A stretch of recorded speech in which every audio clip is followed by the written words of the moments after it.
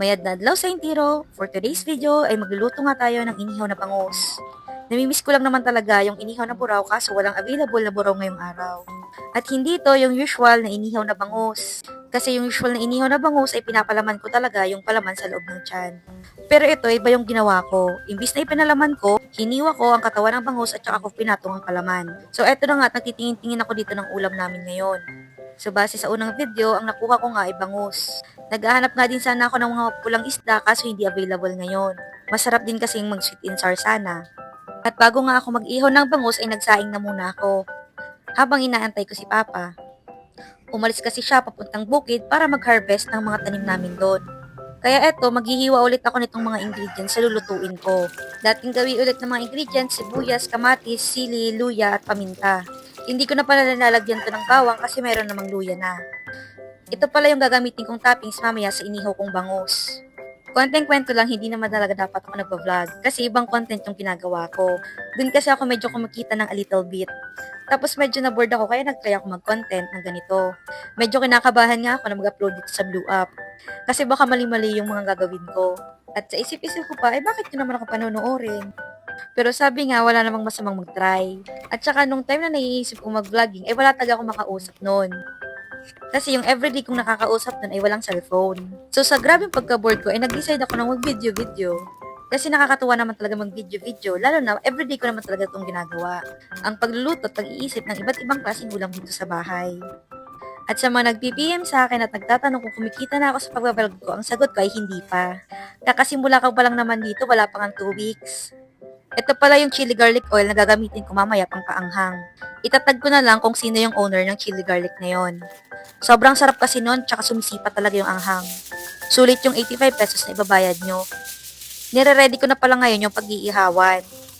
Imbis kasi na yung isda yung babalutin ko nitong foil, ang babalutin ko nito ay yung mismong pag-iihawan. At dito ko ilalatag mismo yung isda mamaya. Dinoble ko lang yung pagbalot nitong foil para hindi mabutas mamaya. Kumbaga sa Bicol, pasiguro lang.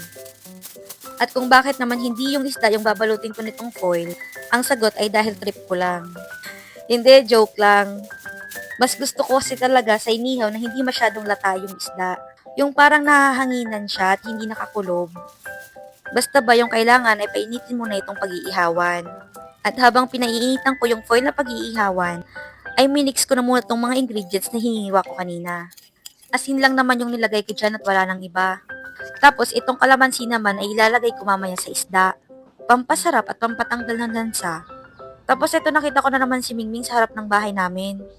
Hindi pala namin yan pusa, pusa yan ng kapitbahay namin pero parang ayaw na umuwi sa kanila. Tingnan nyo, puyat na puyat, akala mo naman na may duty kagabi. Ang ginawa lang naman yan dito, humingi ng isda sa araw-araw. Diyan pala siya tumatambay. Tapos ito, dumating na nga si Papa galing sa bukid.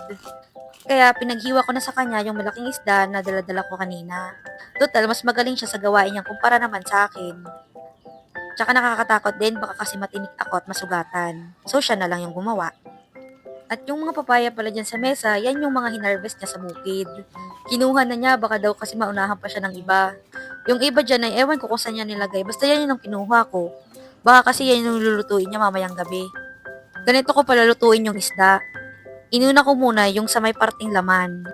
Para maluto muna bago ko lagyan ng toppings maya-maya. Make sure lang na bago mo ito baliktarin ay luto na talaga para hindi dumikit dun sa foil. Kayo ba, ay nagawa niyo na ba itong ganitong klaseng pag-ihaw ng bangus? Na yung imbes na papalamanan mo ay ginawa mo, hiniwa mo sa gitna, dun mo nilagay yung toppings. Mas masarap kasi to kumpara dun sa dating ginagawa ko. Pwede nyo din i-try kasi madali lang naman to. Ingat-ingat lang sa pagbabaliktad ng isda, baka kasi magkalasog-lasog. Kaya dapat talaga ay lutong-luto yung laman bago to baliktarin.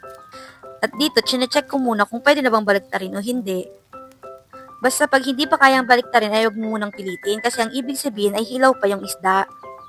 At eto, dahil luto na nga at nabaliktad ko na nga yung isda, ay nilagay ko na yung toppings.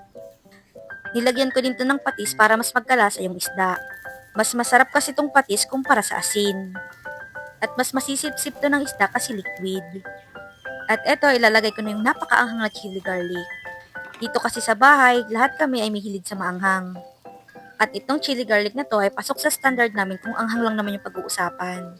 At hindi ko nga masyadong dinamihan para mas makontrol ko pa mamaya kung tamang anghang o sobra na ba yung anghang nito. Kasi nung tinikman ko to ng una, ay hindi masyadong manghang, pero habang tumatagal ay may kagat pala talaga. Kaya sabi ko, mamaya na lang, sasawsawan ko na lang nun. Tapos eto, tinatry nga namin na tanggalin to sa foil, kaso hindi siya matanggal. Kaya sabi ko, wag na lang tanggalin at dyan na lang ilagay mismo yung isda. Total, hindi naman yan madumi at kami-kami lang din naman yung kakain. At eto na, luto ng inihaw kong bangus. O, sa mga hindi dyan mahilig sa inihaw na isda, baka pwede nyo itong itry para magustuhan nyo ng inihaw.